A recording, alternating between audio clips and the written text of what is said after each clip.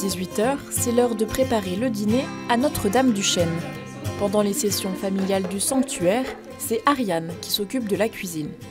Et elle en profite pour initier les curieux, car cette mère de famille est la spécialiste des recettes végétales. Ça, c'est en fonction des goûts de chacun. On peut mettre un peu de cannelle.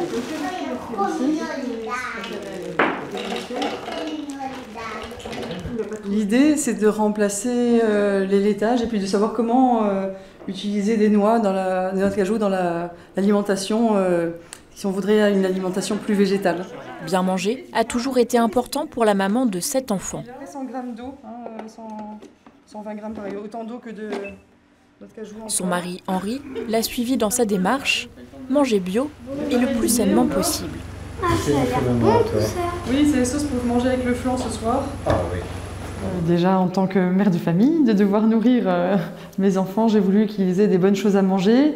Et moi-même, j'ai été sensibilisée à tout ça depuis toujours, parce que mes parents déjà mangeaient de cette façon-là. Donc j'ai préféré continuer à me nourrir de cette manière aussi, et de faire partager tout ça à mes enfants, parce que les goûts sont plus riches et plus authentiques. Et voilà, c'est quelque chose que je voulais transmettre. Leur petit dernier, Valfroy, âgé de 7 ans, les accompagne à Notre-Dame-du-Chêne. Il a appris à apprécier de nouvelles saveurs en cuisine. Les lentilles, c'est ce que maman met tout le temps dans la salade. Et des tomates aussi. Et les lentilles, elles sont tout le temps germées. Sinon, on ne les mange pas. En fait, les mamans qui préfèrent les lentilles germées vu qu'elles ont plus de pouces. Et je crois qu'il y a plus de vitamines. Cette alimentation un peu particulière fait partie d'une démarche plus globale où la foi a toute sa place. C'est vraiment une continuité, c'est que l'alimentation, c'est finalement la relation la plus intime que nous avons avec la nature. La nature ayant été directement créée par notre Seigneur, finalement, c'est aussi une façon de communier, de façon beaucoup plus simple et naturelle, mais très quotidienne. Et c'est pour ça d'ailleurs qu'il est toujours important, on a toujours été attaché aux bénédicités. C'est vraiment la présence du Seigneur parmi nous, au quotidien, dans les choses aussi banales que manger, mais aussi importantes finalement. Important aussi de ne pas gâcher la nourriture. Je les ai toujours éduqués dans ce sens-là, donc de se servir raisonnablement, mais de manger ce qu'ils avaient dans leur assiette, et ça c'est quelque chose qui fait partie de leur éducation. Et puis ils l'ont gardé, et ce que j'apprécie beaucoup, c'est de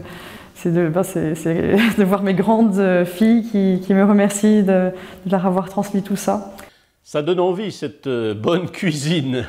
Et c'est intéressant de parler de l'écologie de la nourriture. Évidemment, l'écologie aujourd'hui, c'est devenu un mot très contemporain, très à la mode, etc. Mais rappelons que le mot écologie, c'est une parole sur l'habitat, sur l'ordinaire de notre vie.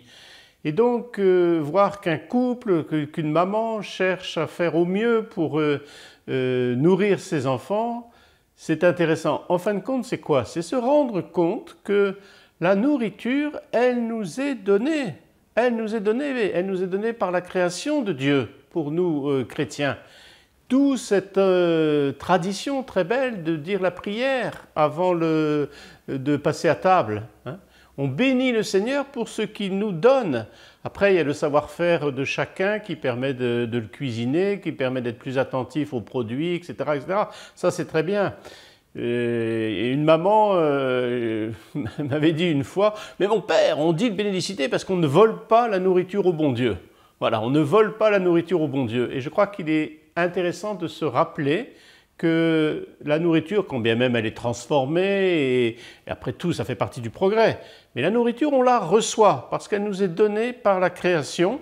La création de Dieu, elle est bonne pour l'homme, et l'homme est bon avec la création. Dans la Bible, on parle de nourriture. Pourquoi? Parce que la nourriture, ça fait partie de ce qui est indispensable à l'être humain. Et Jésus nous invite même à aller plus loin en disant que la nourriture, c'est pas seulement la bouffe, mais la nourriture, c'est accomplir la volonté de Dieu. C'est-à-dire, ce qui est le moteur de la vie, c'est faire la volonté de Dieu. Et Jésus lui-même dit, prenez, mangez. Donc on n'a pas à avoir peur de la nourriture. Et c'est même un devoir de se nourrir. Et pour une maman, comme on l'a vu ici, c'est un devoir d'aider ses enfants à comprendre que la nourriture, c'est une dimension de partage.